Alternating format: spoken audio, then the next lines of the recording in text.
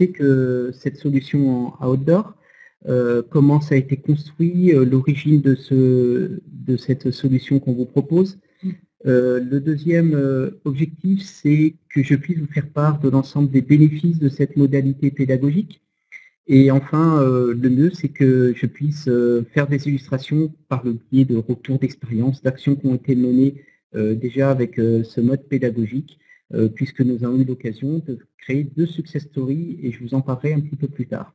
Et enfin, on gardera du temps ensemble, une dizaine de minutes pour répondre à vos questions. Hein. Donc en termes de programme, je vous propose 20 minutes de présentation et 10 minutes de questions-réponses. Je tiens à remercier Jasmine et Jérémy qui sont également avec nous en tant que modérateurs. Donc Jasmine est là pour vous aider dans les soucis éventuels au niveau de la technique. Et Jérémy, en tant que modérateur, qui est membre CSP, lui sera là pour notamment répondre par le biais du chat s'il a des points qu'il peut répondre directement ou pour vous récolter vos questions et qui fera une synthèse pour les 10 minutes de fin de webinaire. Alors, on va passer à la suite. Donc, une petite présentation très rapide de CSP Formation. Donc, CSP Formation, nous sommes un organisme de formation conseil. On fait partie d'un groupe en France qui est le groupe des éditions Lefebvre. Donc, en termes de solutions qu'on propose à nos clientèles, en fait, on a dans notre palette 3 grands axes de développement. On a la palette sur le management des hommes, qui va prendre en compte tout ce qui est le leadership et le management de projet et la formation et les RH. On a une deuxième palette sur tout ce qui concerne le développement personnel, avec la communication écrite et orale également, et tout ce qui tourne autour de l'efficacité.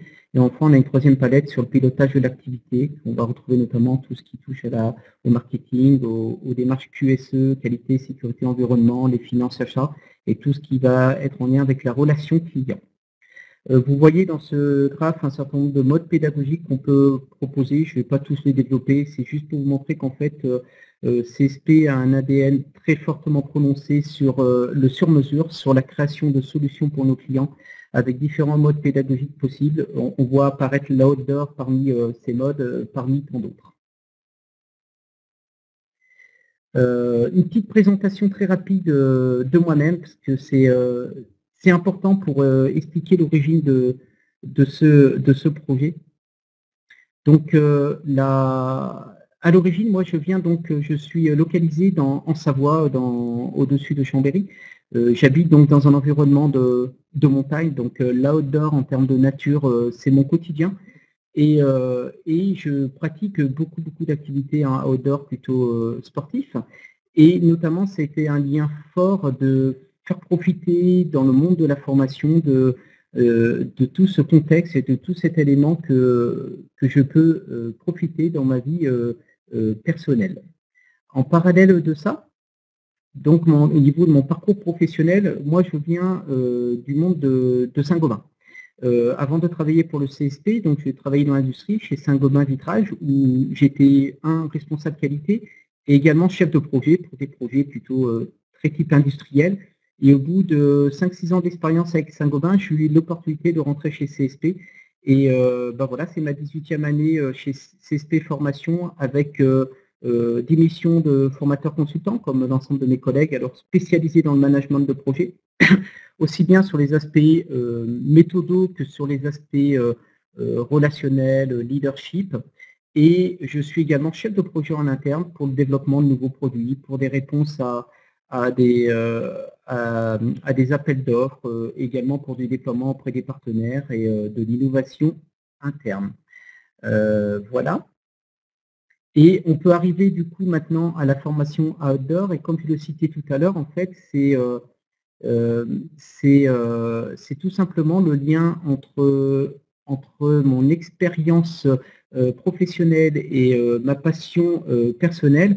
J'ai voulu du coup allier cette beauté de la nature dans le monde de la formation, mais également dans le cadre de mon métier de chef de projet. Et j'ai proposé en interne CSP de développer cette nouvelle offre qu'on a attaquée en tout début 2017. Alors, qu'est-ce que c'est que la formation outdoor? 4 grands objectifs. Le premier objectif, c'est de favoriser l'émergence des émotions pour renforcer l'apprentissage. Effectivement, dans notre monde de la formation, nous savons très bien que pour renforcer l'apprentissage, la création d'émotions est un facteur clé de réussite et d'efficacité de la formation. L'outdoor, par son aspect de vivre une expérience unique, est un élément fort pour créer ces émotions. Deuxième objectif sera d'inciter tout le monde, tous les participants, à la mise à l'action et la mise en pratique, car tout le monde participe à l'activité. Alors, ça veut dire qu'il y a un jaugeage important à faire pour que justement, et vous verrez en termes de caractéristiques, pour que cette offre soit ouverte à tous. Troisième élément, c'est de diversifier la pédagogie. Effectivement, on peut avoir des programmes assez complets avec des parties présentielles, des parties outdoor, on peut y associer également des parties en digital, et tous ces éléments, différents modes pédagogiques, vont pouvoir ainsi s'adapter à tous les profils de mémorisation. Alors notamment, j'ai eu l'exemple avec le CACEB, sur lequel on avait commencé par une formation présentielle en 2 jours sur la méthodologie projet, et nous avons complété quelques mois après par 2 jours de nouveau formation en mode outdoor sur l'aspect coopération d'équipe. On peut créer des parcours assez globaux. Et enfin, le dernier, c'est de créer des itinéraires de formation inédits pour répondre aux objectifs de formation. C'est un aspect innovant qu'on peut retrouver dans la formation. Alors, la formation outdoor, qu'est-ce que c'est? En fait, je vais vous la présenter par ces petits panneaux signalétiques, qui est une première réflexion qu'on a eue, qui est plutôt sur qu'est-ce qui est dans le périmètre, qu'est-ce qui est hors périmètre, c'est-à-dire le c'est et ce n'est pas.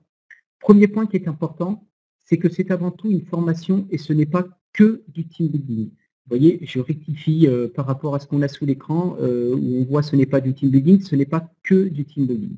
Donc, par ce premier point, c'est-à-dire que la formation outdoor va d'abord répondre à des objectifs pédagogiques qu'il faut définir en amont. Bien évidemment, par effet rebond, parce qu'on va créer lors des séminaires qu'on va monter, on va forcément créer en plus du team building. Mais la donnée d'entrée, c'est que c'est avant tout une formation. Deuxième point, qui est en lien avec le premier, c'est que du coup, nous allons créer des livrables opérationnels. Les participants vont ressortir du module avec des plans d'action, avec l'amélioration de connaissances, de compétences selon la thématique choisie. C'est important pour bien être au clair que la solution proposée n'est pas simplement une sortie en plein air, c'est vraiment de la logique pédagogique, de créer quelque chose, de s'améliorer, de monter en compétences. Troisième point qui est important, ce n'est pas un défi sportif, c'est avant tout une mise en mouvement et qui doit être accessible à la majorité des personnes. Ça veut dire notamment que lors de la phase de préparation, il est important de discuter donc avec nos clients sur si jamais il y a des personnes qui ont des difficultés quelconques pour se déplacer, pour adapter soit l'activité, soit le rôle des uns et des autres durant l'activité. Mais c'est une mise en mouvement accessible par tous. Et enfin, le dernier point, et qui est certainement le plus important, c'est surtout pas l'activité outdoor qui va créer la thématique, mais c'est bien l'inverse, c'est la thématique client, votre thématique, votre problématique qui va créer l'activité outdoor. Je m'explique, il est fondamental en début de création de solutions de bien identifier quel est le problème du client, quel est le besoin. L'activité outdoor n'est qu'une solution qu'on peut proposer pour répondre à ce besoin-là. Et ne partons pas directement de la solution, ça serait un piège qui ne répondrait pas à l'efficacité de la formation. Dans le retour d'expérience qu'on a eu jusqu'à ce jour, ce point était important et c'est certainement un élément de partage important qu'on a eu en discussion avec le client pour l'aider également à bien identifier son besoin. Pour continuer, les bénéfices de ce mode de formation, le premier bénéfice, c'est ce qu'on vous a mis sur cette planche, en haut de la planche, c'est de pouvoir vivre des moments forts qui vont marquer les esprits et que ce soit des moments forts aussi bien individuels qu'en équipe. Et ce qui marque les esprits, on va le retenir. Donc c'est un mode d'ancrage, d'apprentissage qui est très très important et très intéressant pour bien se rappeler des messages importants retenus en formation. Donc, en fait, les participants vont avoir l'occasion ainsi de vivre par l'activité la thématique du module notamment j'ai eu l'occasion de mener sur des problématiques de coopération et donc de vivre cette activité va forcément ancrer les messages importants à retenir de la coopération. Autre point en termes de bénéfices, vu qu'on est sur de la formation, l'activité elle-même est forcément suivie derrière de moments de débriefing par les participants eux-mêmes, débriefing avec l'animateur, et tous les débriefings en fait vont prendre plein de sens et seront naturels pour la suite. Moi, si j'ai eu l'occasion de voir, c'est que au final, les debriefings, j'avais pas besoin d'argumenter énormément des conclusions du contenu de la formation, puisque c'était tout simplement plein de sens. Et enfin, ça permet de sortir du cadre, un moment pour se ressourcer, qui est tellement un élément important pour retrouver de l'énergie, pour sortir des problématiques de quotidien, savoir sortir de l'entreprise, c'est un bénéfice également fort de la démarche. En termes de thématiques, donc vous voyez sur cette planche, on vous propose 4 thématiques. C'est tout simplement 4 thématiques sur lesquelles nous avons déjà eu à travailler, mais bien évidemment, ce n'est pas le périmètre des 4 possibilités en termes de formation outdoor, puisque toutes les thématiques sont possibles. Nous sommes là pour faire de la construction d'offres sur mesure. Alors vous avez les 2 premières qui sont en haut de l'écran. Une sur la transversalité et la coopération, qui était en fait une formation c'est une formation de 2 jours. Donc là, on est vraiment en mode formation qui a été déjà mise en place. Donc on a une success story sur ce premier point fait avec Seb, avec le groupe Seb. Voilà. Et le deuxième est en haut à droite, et ce coup-ci un format intéressant et qui change, qui est un kick-off meeting de projet qui a été fait sur un format d'1 jour. Alors, qu'est-ce que c'est qu'un kick-off meeting d'un projet? Je ne sais pas si tout le monde est dans la démarche projet et voit de quoi l'on parle. C'est en début de projet, donc c'est une réunion de lancement de projet qui doit être là pour donner du sens, pour créer l'équipe, pour enfin s'assurer que durant la vie du projet, toute l'équipe sera là pour travailler ensemble et il y a une entente, un esprit d'entraide qui a été développé. Intéressant de voir que 2 modes différents, vous voyez, aussi bien dans la formation avec 2 jours qu'un kick-off meeting, on est plus en format de conseil. Dans les 2 cas, ces 2 éléments proposés en haut du slide ont été mis en œuvre. Les 2 ont été un fort succès auprès de nos clients. Les 2 marchent très bien sous des durées différentes, un format plus court, un format un peu plus long, et avec également donc des problématiques différentes. Vous voyez sur la partie basse du transparent, nous avons également un module sur l'agilité, comment passer sereinement à l'agilité. C'est un module que nous avons construit qui est aujourd'hui sur planche, mais qui n'a pas encore été réalisé. Et enfin un autre sur la gestion des situations de stress professionnel également, qui serait une formation de 2 jours. Pour information, aujourd'hui, nous en avons d'autres en tête. Moi, j'en ai également notamment un en tête sur l'aspect management de projet. Un petit retour d'expérience avec le kick-off meeting qui a été fait sur le projet. Donc, c'était une action qui a été menée au mois de janvier là, pour Schneider Electric, donc qui a été réalisée au-dessus de Grenoble, hein, dans l'Isère, puisque Schneider est fortement implanté au niveau de Grenoble, pardon. Et donc, on a décidé de partir plutôt dans un lieu montagne, prendre l'air, se mettre au vert, qui était plutôt blanc en cette période de l'année. À savoir que en termes de périmètre, quand on parle de outdoor, l'outdoor pour nous n'est pas simplement en nature, on pourrait très bien également le réaliser en milieu urbain. Ça ne poserait absolument aucun souci. On va faire un séminaire en interne, notamment sur Paris, sur des thématiques similaires. Le point de départ, comme je l'ai cité tout à l'heure, le point de départ, ça doit être la thématique du client. Donc nous avons d'abord travaillé en temps 1 sur le besoin du client. Et le besoin du client, en faisant des petites interviews avec les personnes concernées, était le suivant. C'était les personnes d'une équipe, d'un projet important pour le client. Ils ressentaient un besoin, de mieux travailler ensemble, que ce soit en termes de méthodologie ou bien en termes d'équipe, de souder une équipe. Temps 2, nous avons développé l'activité en tant qu'une solution qui est là pour répondre aux besoins. Et l'activité proposée a été de faire une course d'orientation en équipe que je vais vous proposer et développer dans peu de temps pour vous montrer comment c'était organisé. Mais je répète, l'activité a été construite en conséquence par rapport aux besoins qui a été identifié. Du coup, les objectifs de ce séminaire ont été les suivants. 1, de développer une cohésion d'équipe. 2, de développer de la coopération dans l'équipe. Et enfin, une journée avec l'effet rebond, de créer donc du team building avec cette équipe projet. Un autre objectif était de définir les grandes lignes méthodologiques donc pour la suite à donner dans le projet, pour donner un fil conducteur à ces membres de l'équipe projet. En fait, si je résume, au début de la journée, nous avions devant nous un groupe de personnes qui travaillent dans un projet similaire. L'objectif de fin de journée, c'était qu'à la fin de la journée, ce soit réellement une équipe. Et enfin, il y avait un objectif quand même qui n'est pas neutre, de passer un bon moment ensemble. Le programme de la journée, donc matinée, après-midi, un premier point dans la matinée sur lequel nous avons travaillé en vision globale, c'est déjà pour un facteur clé d'efficacité d'une équipe, c'est de pouvoir donner du sens au travail qu'on fait avec l'équipe, d'être au clair sur les objectifs, qui soient bien communiqués, partagés et qui soient bien compris. Donc la première partie de la journée a été plutôt de donner du sens sur leur projet, de bien présenter le contenu du projet, les finalités du projet, le pourquoi du projet et notamment de travailler ensemble sur les grandes lignes méthodologiques, sur les actions à mener. Donc ça a été fait par des modes pédagogiques très très participatifs avec des petits jeux pédagogiques pour travailler ensemble sur ce point-là.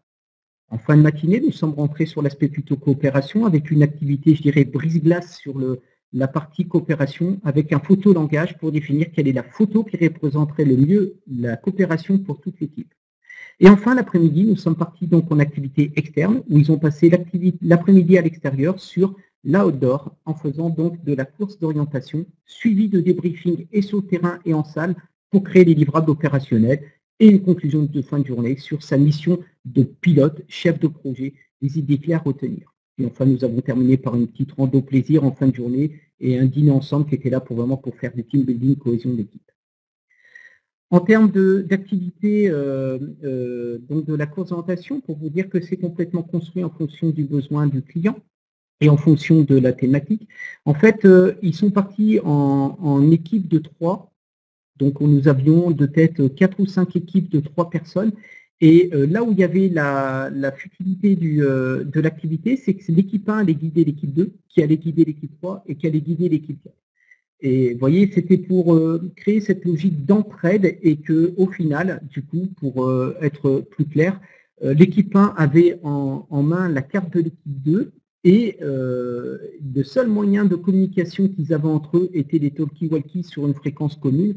Donc, il fallait respecter des temps de parole, respecter l'écoute, faire des points de contrôle, que le message était bien compris, pour que l'équipe 2 puisse enfin trouver ses balises. Donc, vous voyez, point intéressant, c'est que chaque équipe avait la carte d'une autre équipe et devait faire trouver les balises de son autre équipe. Sachant que l'objectif final était bien que toutes les équipes reviennent avec toutes les balises. Important, livrable opérationnel, à chaque balise trouvée, donc premier livrable. Vous voyez, c'est l'image que vous avez en haut gauche avec une espèce de montagne et des personnes qui sont en train de gravir la montagne. C'était de créer un puzzle schéma global sur l'ensemble de la coopération. C'est-à-dire qu'à chaque balise, ils récupéraient des pièces de puzzle et à la fin de l'activité, ensemble, ils ont recréé donc cette image globale. Deuxième point en termes de livrables, par exemple, à chaque balise, ils devaient faire durant l'activité un reportage photo sur leur vie d'équipe, création de land art sur ce que représente la coopération. Et enfin, les 2 autres images que vous avez sur la partie en bas droite de votre écran sont plutôt des livrables qui ont été créés suite à l'activité en salle avec des créations de mémos, les points importants à retenir, les plans d'action pour la suite, pour continuer à créer cette équipe et créer des rituels pour qu'elle tienne durant toute la vie du projet, puisque c'est un projet, dans ce cas-là, qui va bien durer une année. Donc, pour que cette coopération qui a été créée durant cette journée tienne durant la vie du projet. Cette journée, en termes de kick-off meeting, ce qu'elle a pu amener, donc, point important en termes de messages clés, mieux travailler ensemble, une meilleure mise en mouvement, plus de proactivité dans la démarche, savoir donner du sens, quel est le rôle d'un chef de projet, d'un pilote de projet dans la démarche, aussi bien dans l'aspect hard skills, à savoir l'aspect méthodologique, que sur l'aspect soft skills, à savoir l'aspect relationnel, l'aspect humain, l'aspect leadership. Quelques images, vous voyez au milieu une image d'une équipe qui partait au tout début de son activité pour guider notre équipe pour trouver les balises. À droite, vous voyez, ils sont en train de se balader dans un peu de neige pour trouver des balises. Et l'image que vous avez à gauche fait partie des débriefings qui ont eu lieu en fin de journée pour créer les plans d'action et la suite à retenir. Enfin, pour terminer, quelques facteurs clés de succès de l'activité outdoor. Le premier, je vais radoter, mais il est vraiment important.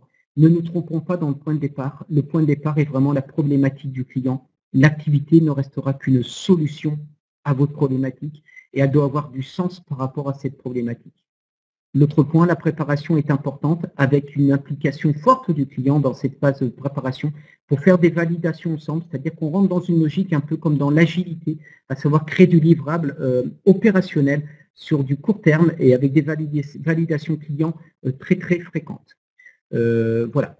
Ensuite, un dernier point, c'est de pouvoir passer un maximum de temps à l'extérieur, notamment les débriefings. Et par rapport à ce point-là, on pouvait se poser des questions, et qu'en est-il en termes d'aléas météo? Dans le cas de la formation SEB de 2 jours, on a eu cette expérience où le premier jour, la météo était vraiment très mauvaise. Le deuxième jour, elle était très clémente. Je peux vous dire qu'en fin de séminaire, ce que les participants ont le plus retenu, c'est quoi? Eh ben, c'est la météo du premier jour, parce que quand on a des conditions difficiles, eh ben, de nouveau, en termes d'émotion, en termes d'ancrage, on marque les esprits. Et c'est un moment très, très, très riche en termes de débriefing sur comment maintenir une bonne vie d'équipe quand on a un environnement qui change, ce qui est la réalité de l'entreprise.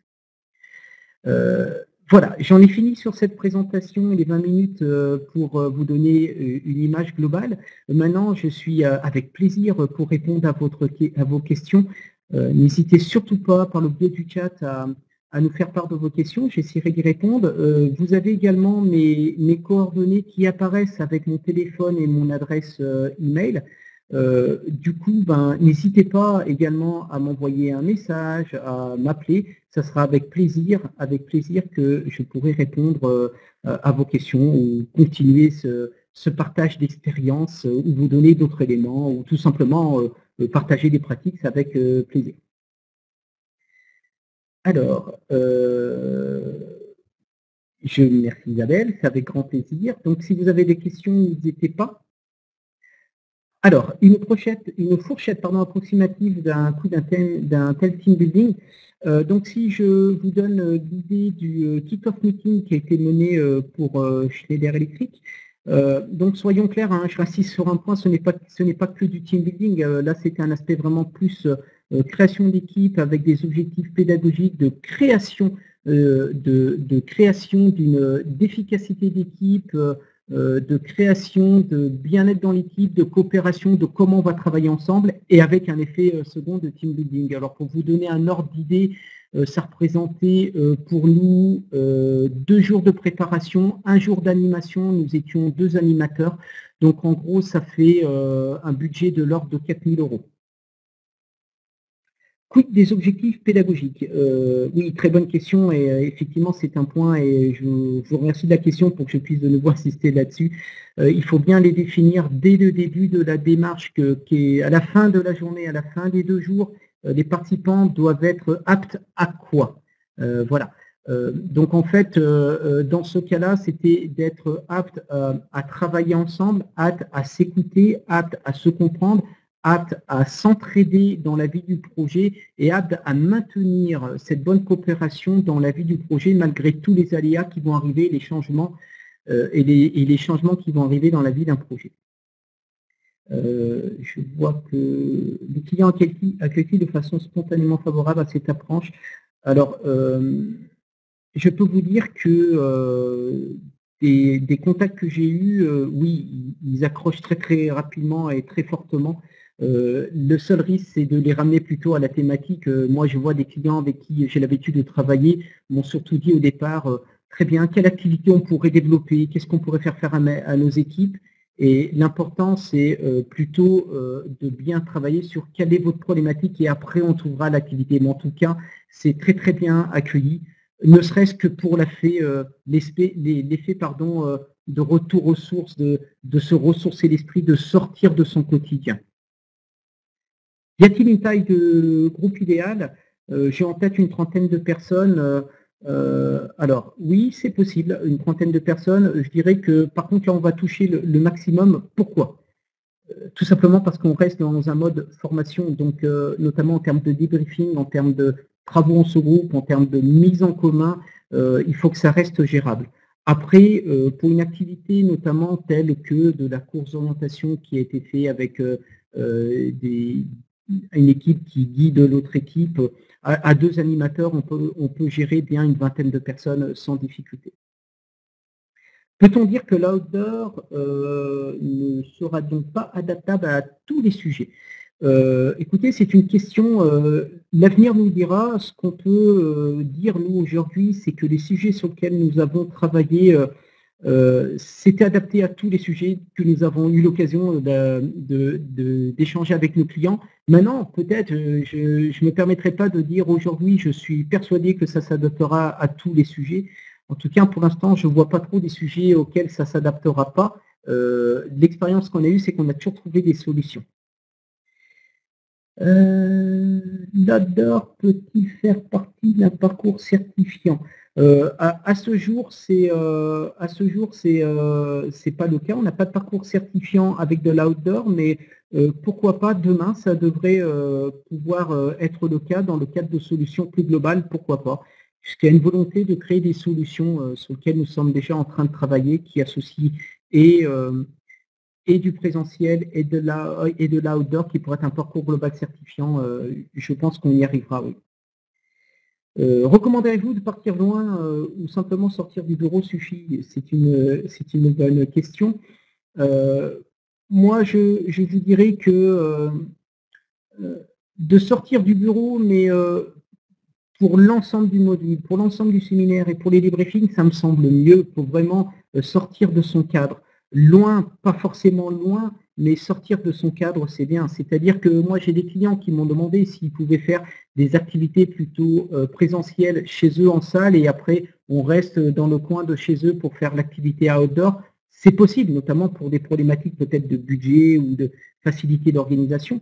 Maintenant, on se rend compte que quand on sort vraiment du cadre et puis que les personnes, comme par exemple Seb, qui était en gros à 2 heures de chez eux, ils ont logé en lieu de séminaire en montagne.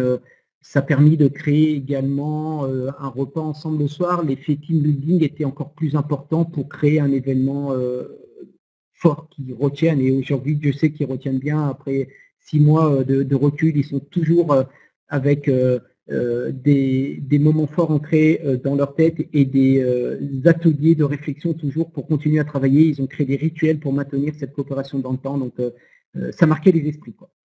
Voilà. Peut-être d'autres questions? Je vois qu'on arrive à la fin de notre temps qui nous était accordé. J'ai peut-être pas vu toutes les questions. Est-ce que cette pédagogie, je vais répondre à une dernière question, est possible pour une thématique qui concerne par exemple un problème de communication? Je vais vous répondre oui, tout à fait possible. Il faudrait plus creuser, détailler qu'est-ce qu'on met derrière le problème de communication associé. Mais en tout cas, c'est l'objet de la phase amont pour bien creuser la thématique, mais ma réponse est forcément oui, c'est tout à fait possible. Voilà. Écoutez, je vous remercie énormément. Ce que je vous propose, c'est de continuer ces discussions si vous le souhaitez. J'en suis désolé si on n'a pas eu le temps de répondre à tout. De nouveau, vous avez mon mail, vous avez mon téléphone. N'hésitons pas à communiquer par ces biais-là, et notamment pour continuer à répondre à vos questions. Ça sera avec grand plaisir. En tout cas, je vous remercie pour votre participation. Je vous dis à très bientôt. Je vous souhaite une excellente journée. Et puis, je vous dis, allons prendre l'air pour en créer des choses plus importantes et de façon très efficace. Encore merci et au plaisir.